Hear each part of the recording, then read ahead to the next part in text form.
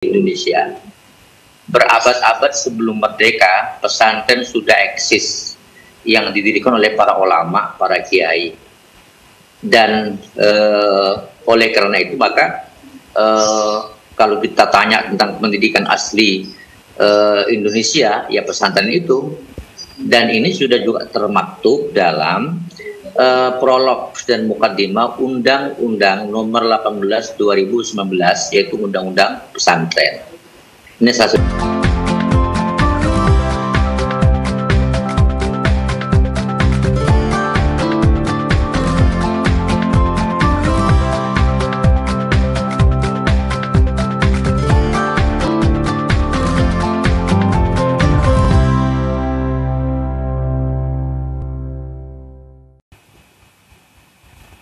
Jamaah Kopi Darmo TV 9 Nusantara dimanapun Anda berada. Kalau kita mengingat tanggal 22 Oktober, kita pasti akan teringat bahwa tanggal 22 Oktober ini diperingati sebagai Hari Santri. Bukan sekedar Hari Santri biasa-biasa saja, tapi di tahun ini ada tema yang diusung ya, yaitu mengawal Indonesia merdeka menuju peradaban mulia.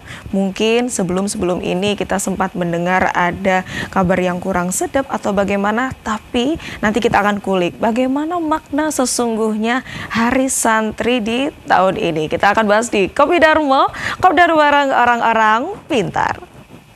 Assalamualaikum warahmatullahi wabarakatuh. Selamat sore jamaah Kopdar. Alhamdulillahirrabbilalamin. Senang sekali saya Indah Kumaidi kembali hadir lagi menyapa Anda dengan tema kita di sore hari ini, yaitu Hari Santri dan Penguatan Pesantren sebagai pilar pendidikan, karakter, keilmuan, dan generasi bangsa. Maka dari itu, nanti di sini sudah bergabung ya melalui Zoom, yaitu narasumber-narasumber luar biasa yang akan kita tanya-tanya lebih dalam lagi terkait dengan Hari Santri. Yang pertama, di sini sudah bergabung, alhamdulillah, ada Profesor Dr. Rumadi Ahmad, selaku Ketua Pengurus Besar Nahdlatul Ulama. Assalamualaikum, Profesor Rumadi.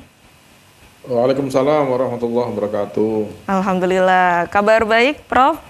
Alhamdulillah baik, Mbak Indah. Baik. Ini sekarang lagi ada di mana posisinya? Lagi di Jakarta. Di Jakarta, oke. Mungkin ada kesibukan lain juga ya dalam seharian ini, tapi alhamdulillah bisa menyempatkan untuk kita bisa berdiskusi bersama sore hari ini. Terima kasih, Prof. Ya. Terima kasih juga undangannya. Oke, terima kasih, Prof. Oke, di sampingnya ini juga sudah bergabung bersama kita, pemirsa, ada Dr. Yai Haji Muhyiddin Khotib, selaku Sekretaris Majelis Masyayikh Pesantren Indonesia. Assalamualaikum, Yai Muhyiddin.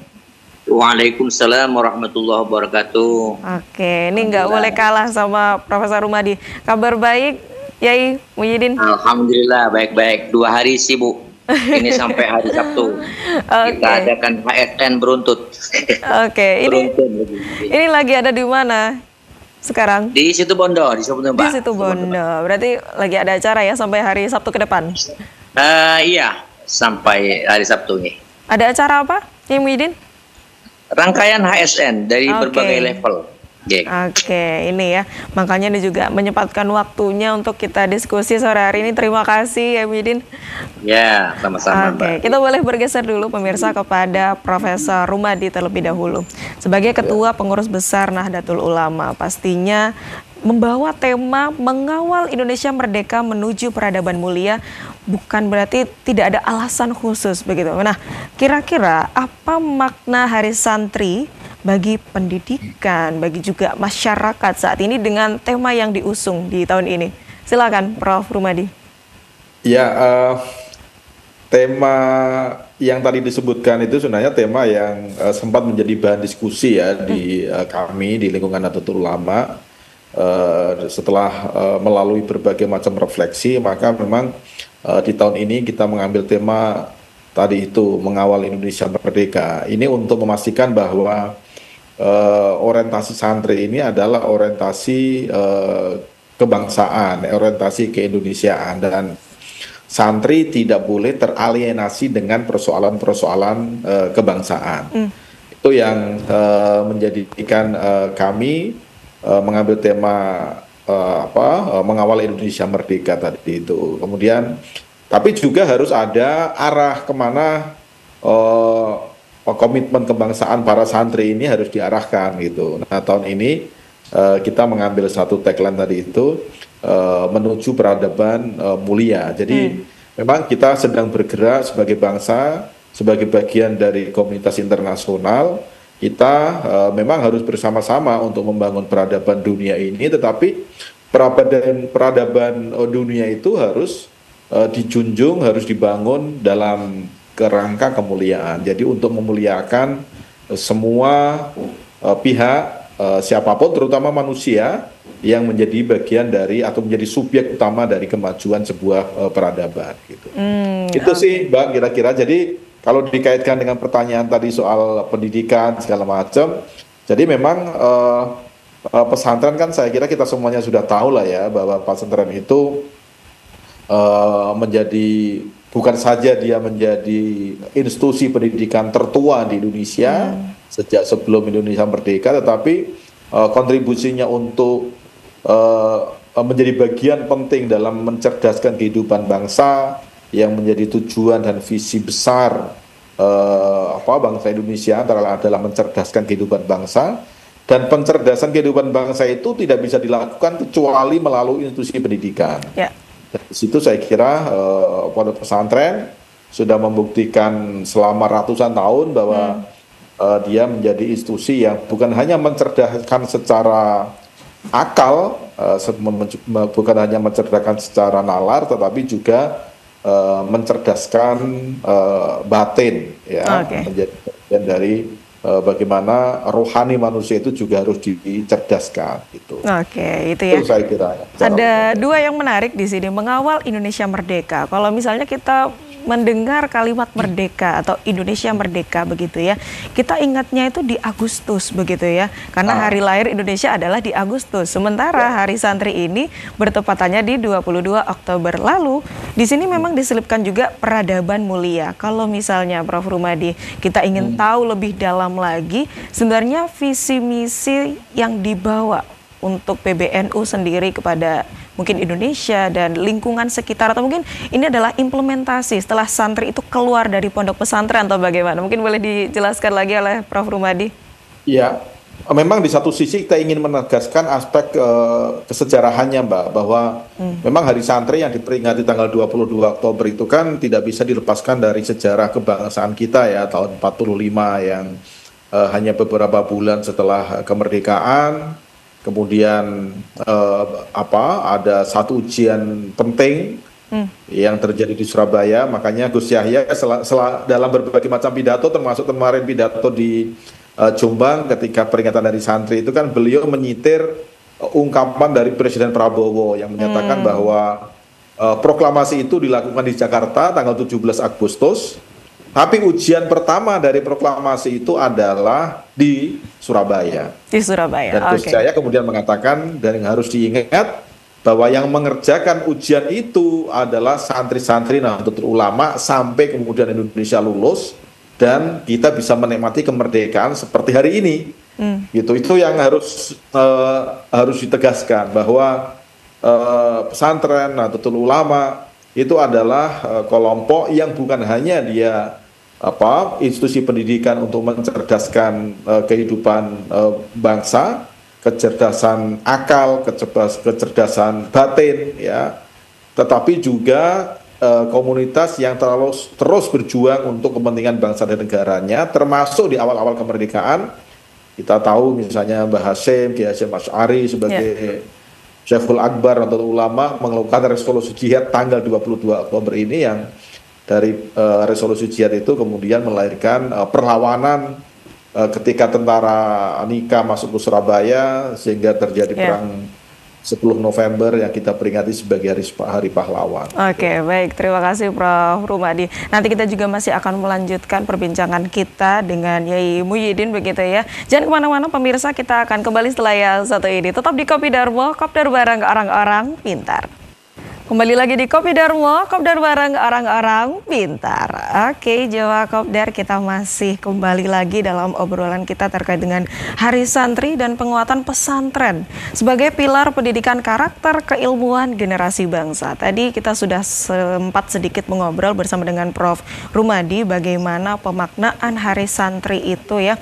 Ada tema yang dibawa Indonesia Merdeka dan juga ada peradaban mulia. Dua kata itu menjadi menarik sekali, bahwa memang santri ketika dibina dalam pesantren dan ketika nanti dilepaskan atau keluar begitu ya, mengabdi untuk Indonesia itu akan memunculkan dan mewujudkan peradaban yang mulia. Selanjutnya kita akan bergeser kepada Yai Muhyiddin.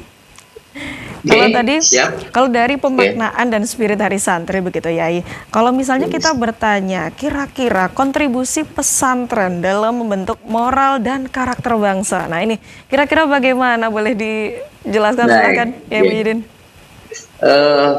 Baik, saya juga menyambung dengan Prof. Rumadi karena saya juga saat ini sedang menjadi Ketua PJNU Situbondo.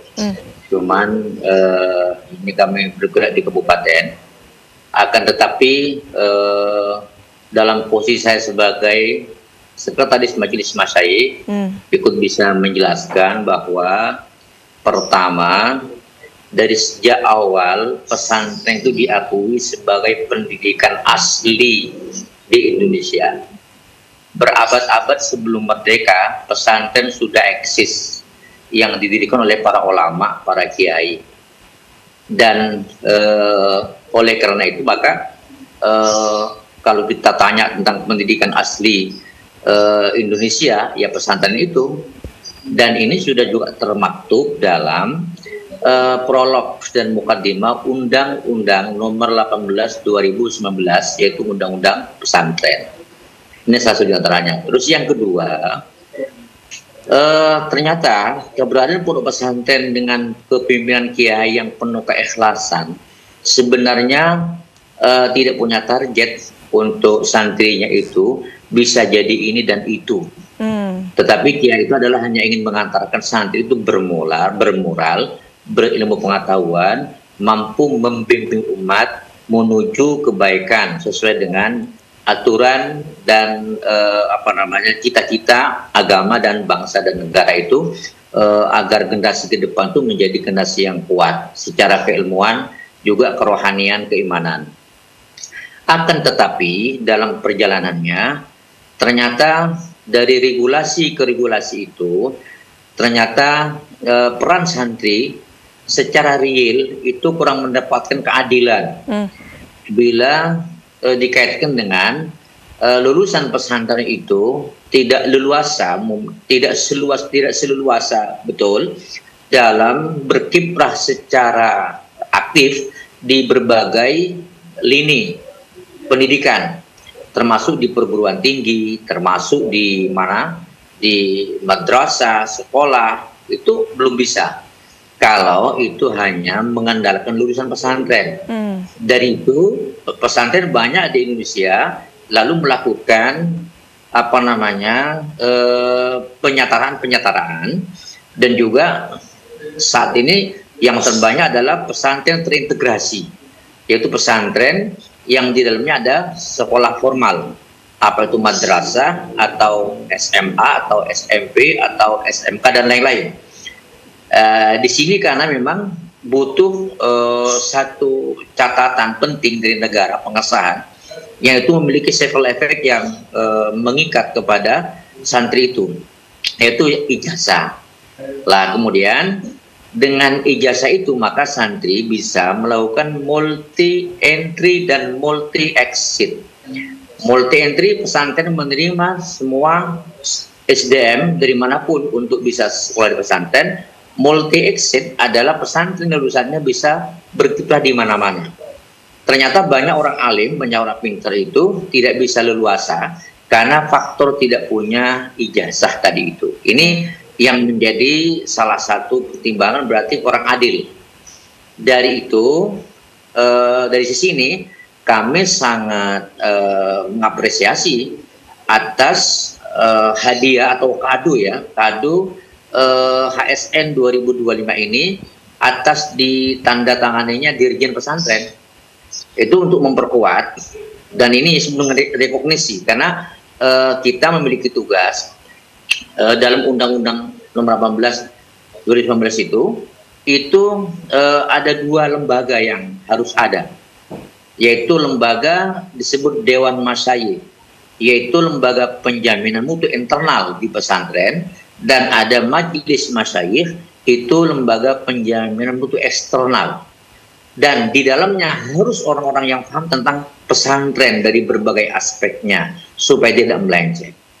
Akan tetapi mungkin yang perlu kami sampaikan di sini, khususnya kepada Prof. Rumadi dan juga kepada PBNU kita semuanya, jangan sampai misalnya dengan dirjen ini lalu negara terlalu mengintervensi terhadap kebebasan dan otonomi manajemen pesantren yang dikelola secara mandiri itu. Pesantren adalah memiliki khasais, memiliki ciri-ciri khas yang berbeda, yang sangat beragam antara satu dengan yang lain. Dalam konteks yang sangat teknis, itu nggak bisa lalu negara mengintervensi secara paksa ke pesantren. Bagaimana dirjen ini tetap menghargai keragaman dan kebebasan pesantren dalam mengelola dirinya. Sehingga kalau misalnya intervensi terlalu kuat, itu akan berakibat terhadap menurunnya kualitas pesantren itu sendiri dan kemerdekaan pesantren dalam satu sisi. Lah itu konteksnya, sehingga pesantren dalam undang-undang telah dikatakan bahwa pesantren itu adalah merupakan, atau sistem pendidikan pesantren adalah merupakan bagian dari sistem pendidikan nasional. Akan tetapi tidak bisa dipukul rata. Regulasi yang ada misalnya di Sisdiknas itu belum bisa mencakup itu, sehingga butuh undang-undang sendiri, yaitu adanya Undang-Undang Nomor 18 2019 tentang tentang peraturan atau undang-undang tentang pesantren. Itu salah satu di antaranya seperti itu. Ke depan harapan kita, dan kita insya Allah tanggal 5, 6, 7 November yang akan datang akan mengadakan konferensi santri November. Ya, akan konferensi santri yang akan diperbincangkan adalah kelanjutan dari itu semuanya, bagaimana alumni pesantren seperti Prof. Rumadi itu ilmunya pesantren itu, tetapi untuk bisa diakui ilmunya butuh dari universitas di luar. Tanpa itu nggak bisa kerja di mana-mana itu. Ini yang dalam satu sisi. Lah bagaimana ke depan, cukuplah pesantren itu mengolah dirinya tapi memiliki efek yang kuat kemana-mana, sehingga dari sisi keterpakaian dan sisi ketergunaan untuk terlibat dalam bangsa dan negara ini lebih leluasa. Ini saya kira pandangan saya seperti itu, Mbak. Itu yang menjadi perbincangan kita. Oke, baik Yai Muhyiddin. Itu tadi ada sedikit fenomena yang bisa dibilang cukup sedih begitu ya. Tapi kalau misalnya Prof. Rumadi mungkin bisa memberikan tanggapan singkat terkait apa yang sudah disampaikan Yai Muhyiddin tadi. Silakan Prof. Ya, pertama soal ada beberapa poin tadi ya disampaikan oleh ada beberapa poin. Muhyiddin, tapi saya ingin memberikan tanggapan beberapa poin. Yang pertama terkait dengan intervensi tadi ya. Intervensi, oke. Tapi mohon maaf Prof. Rumadi, ini sepertinya supaya kita makin dalam lagi pembahasannya, kita kunci dulu, kita keep dulu. Kita akan bahas setelah yang satu ini ya. Jangan kemana-mana pemirsa, kita akan kembali setelah yang satu ini. Tetap di Kopi Darmo, Kopdar bareng orang-orang pintar. Masih di Kopi Darmo, Kopdar bareng orang-orang pintar. Oke, Jawa Kopdar tadi sudah sempat disampaikan oleh Yai Muhyiddin bahwa sepertinya masih ada sedikit kesenjangan begitu ya ketika kita melihat realitas lulusan pesantren di kancah nasional. Kalau misalnya kita lanjutkan kepada Prof. Rumadi, saya justru ingin menambahkan juga kejelasan bagaimana terkait dengan posisi dan identitas pesantren dalam pendidikan nasional. Nah, boleh langsung dijawab dan juga dijelaskan Prof. Rumadi, silahkan. Ya,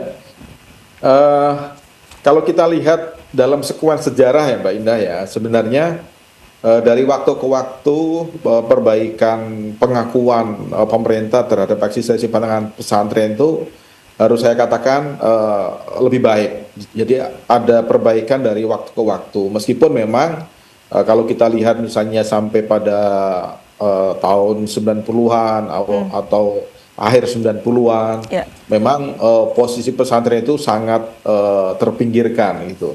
Tetapi sekarang ini kalau kita lihat pengakuan bahwa pondok pesantren sebagai bagian integral dari sistem pendidikan nasional itu sudah tidak bisa diingkari lagi. Di dalam Undang-Undang Sistem Pendidikan Nasional itu juga dimention. Kemudian ada Undang-Undang Pesantren yang tadi disebutkan, Undang-Undang Nomor 18 Tahun 2019, itu juga dimention bahwa pondok pesantren itu bagian dari sistem pendidikan nasional. Tapi memang persoalannya adalah pengakuan itu diwujudkan dalam bentuk apa? Selain undang-undang apa? Kan akhirnya orang bertanya soal apakah ada afirmasi khusus terkait dengan persoalan pesantren ini, terutama misalnya terkait dengan anggaran, fasilitas yang diberikan oleh negara, baik terhadap santri, terhadap kiai, atau tenaga-tenaga kependidikan yang ada di pesantren. Itu yang kemudian orang selalu membandingkan gitu. Nah, kalau dilihat dari sisi itu memang belum ada kesetaraan. Apalagi dengan pondok pesantren ya, yang pengelolaannya itu mempunyai standar yang berbeda-beda. Dalam lembaga-lembaga pendidikan formal yang ada di lingkungan Kementerian Agama saja, misalnya ada Madrasah Aliyah, ada Madrasah Sanawiyah, ada Ibtidaiyah. Kalau di perguruan tinggi ada IAIN, ada UIN, ada STAIN. Itu kalau kita bandingkan dengan layanan pendidikan yang diberikan oleh misalnya Kementerian Pendidikan Dasar dan Menengah atau Mendikbud atau Kementerian Pendidikan Tinggi dan Saintek untuk perguruan tinggi, itu memang belum sama. Jadi memang masih ada kesenjangan antara posting anggaran yang diberikan kepada lembaga pendidikan yang di bawah Kementerian Agama maupun lembaga pendidikan yang berada di bawah Kementerian Kemendikbud maupun Kementerian Tinggi dan Saintek. Meskipun harus saya katakan dari waktu ke waktu ada perbaikan-perbaikan. Nah, apresiasi saya adalah soal perbaikan-perbaikan yang terus dilakukan ini. Jadi bayangan saya sih atau imajinasi kita semualah barangkali yang tumbuh dari kultur pondok pesantren, kita tentu ingin membayangkan bahwa pada saatnya nanti pengakuan terhadap pondok pesantren itu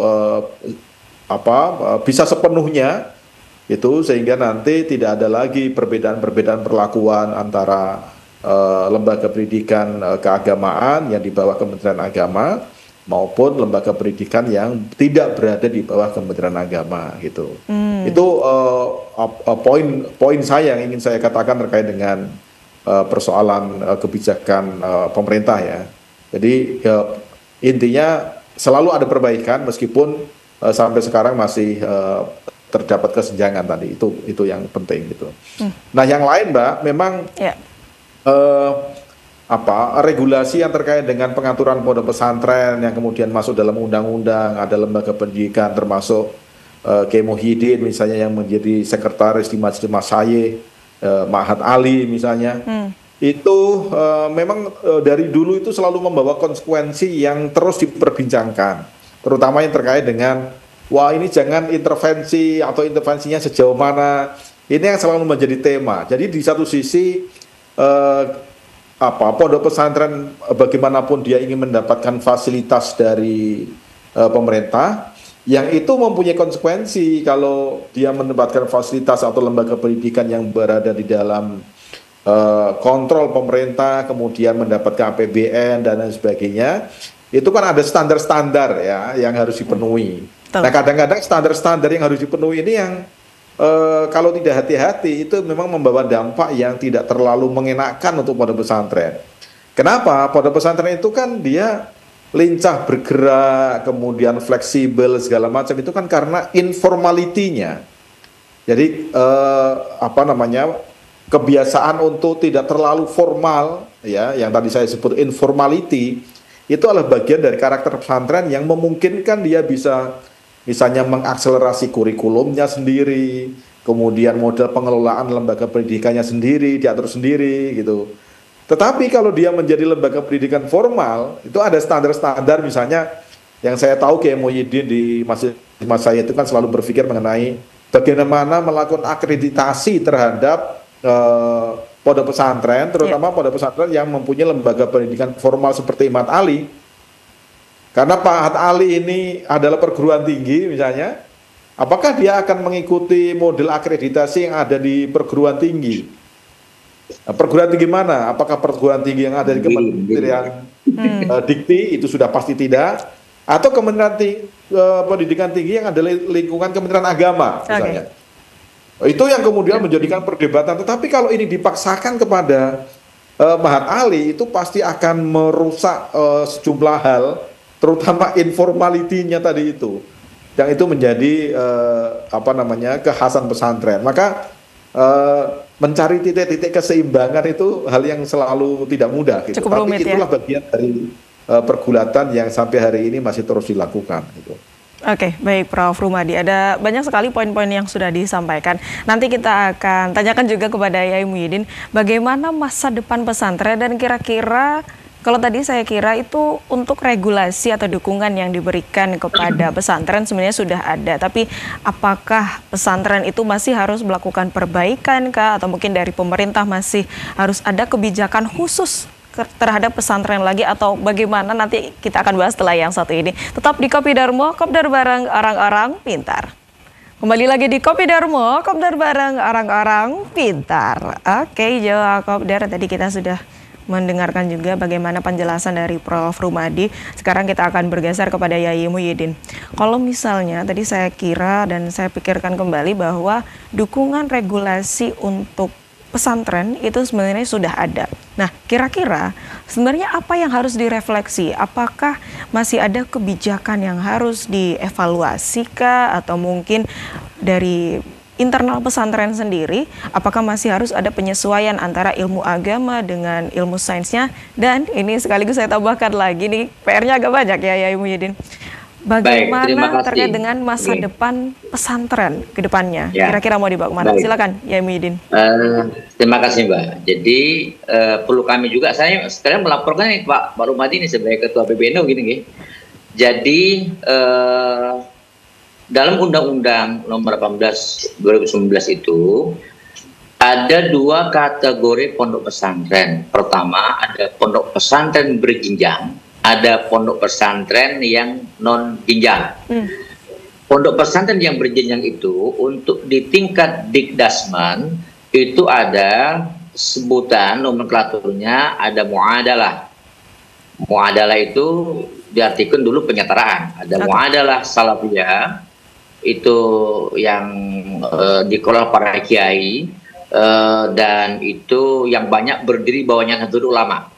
Ada muadalah muallimin, itu bangsanya seperti Gontor yang studinya itu tidak menggunakan kutubut turas, tapi menggunakan dirasa Islamiyah dan taklif sendiri biasanya Pak Rumadi itu. Kemudian ada PDF, pendidikan diniyah formal. Kemudian pendidikan diniyah formal ini juga ada yang muallimin, ada yang salafiyah. Ini tidak bisa kita hindari pengelompokan ini karena memang situasinya seperti itu. Dan masing-masing kita sudah memiliki dan kita sudah merumuskan selama 4 tahun Majelis Masyayikh bekerja, sudah ada standar mutu pendidikan muadalah, pendidikan PDR. Dan juga ada sistem penjaminan mutu. Ini sudah terbit Pak Rumadi semuanya. Dan karena sudah sistem penjaminan mutu, maka sekarang sedang dilakukan asesmen. Kalau di pendidikan pada umumnya menggunakan akreditasi, bahasa akreditasi itu kita hindari. Walaupun substansinya sama sebetulnya, tapi karena akreditasi itu menjadi momok bagi pesantren, ketika kita mundur ke masa-masa yang lalu, bahwa intervensi itu adalah sangat kuat dan lalu aliyah di pesantren begitu sangat terjadi degradasi soal kualitas dan lain sebagainya. Maka kita pakai bahasa asesmen dan sekarang sedang dilakukan oleh Pak Rumadi, jadi oleh kita. Kemudian juga di tingkat pendidikan tinggi ada Ma'had Ali. Ini Mahat Ali sejajar dengan pendidikan tinggi yang khusus mengkader para ulama ke depan yang memang memiliki kualitas yang kita harapkan. Kita harapkan ada standar minimalnya. Itu yang dilakukan sekarang.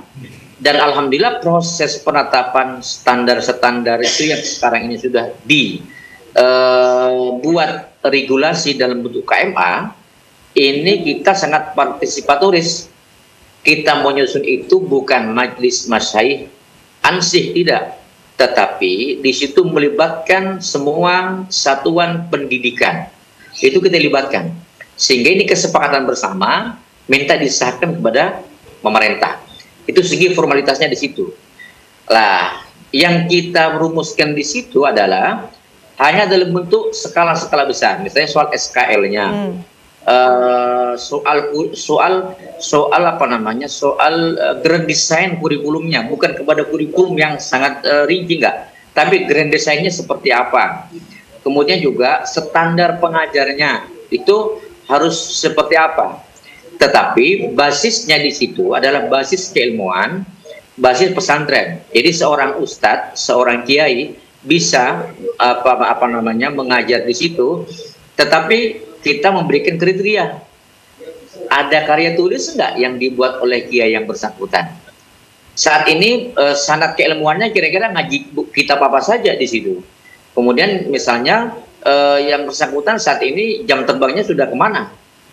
Jadi kita lihat indikator-indikator konkret untuk menunjang.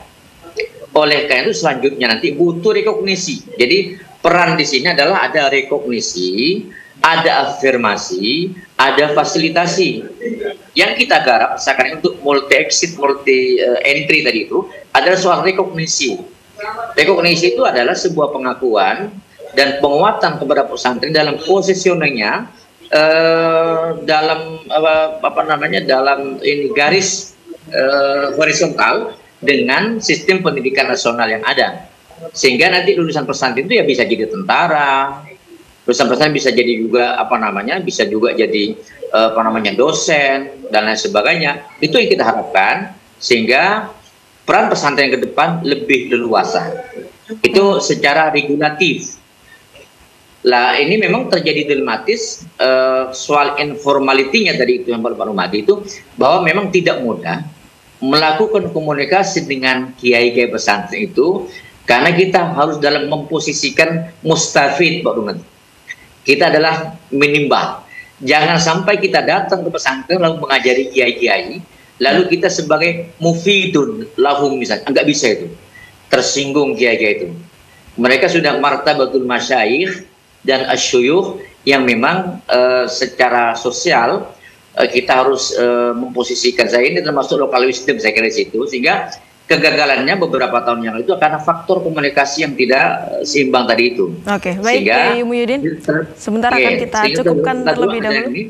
Oke, terima kasih. Kita akan cukupkan terlebih dahulu dan akan kita lanjutkan setelah yang satu ini. Kita akan kembali setelah jeda yang satu ini, pemirsa. Tetap di Kopi Darmo, Kopdar bareng orang-orang pintar.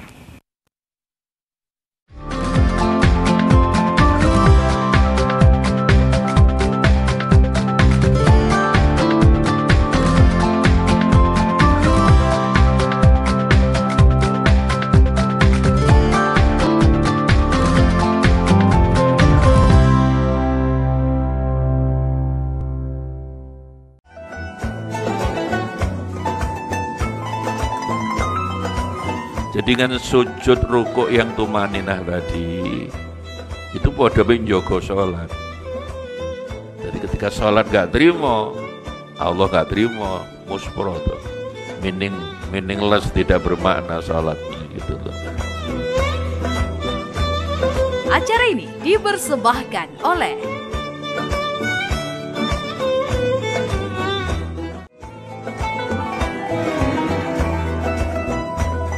utang 100 gram emas dibayar 100 gram emas, utang duit 1 juta ya dibayar duit 1 juta. Ngono to. Iku pangeran nitahno emas perak sebagai standar. Itu masya Allah. Standar kok mata uang dalam bentuk kertas. Lha cuman kertas loh, kertas kok nilainya kok 1 juta.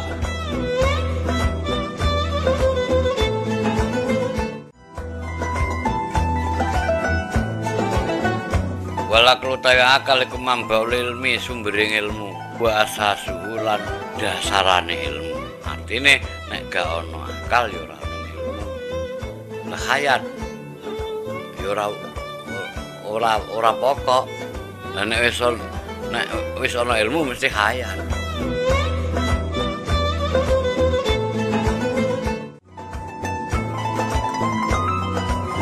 Quran niku sami kalih tiyang zikir. Allah yang ngendika sing sapa wonge ketungkul maca Quran nganti ora sempat ndonga apa-apa, ora sempat njaluk apa-apa, tak kei penyuwunan sing luwih hebat.